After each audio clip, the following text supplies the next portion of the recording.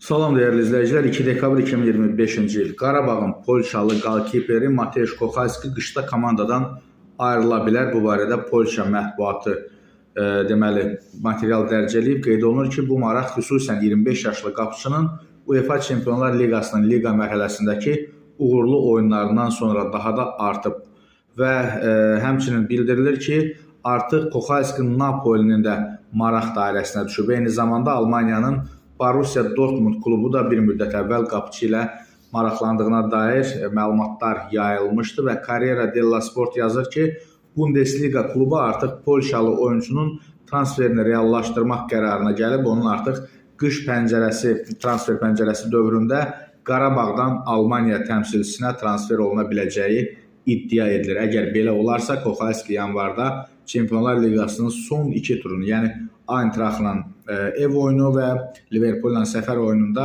Qarabağa kömək eləyə bilməyəcək. Qeyd edək ki, Kohalskinin Qarabağla müqaviləsi 2027-ci ilin yayında başa çatır və odur ki, həmin müddətə qədər onu heyətində görmək istəyən klub Ağdam təmsilçisinə təzminat ödəməlidir.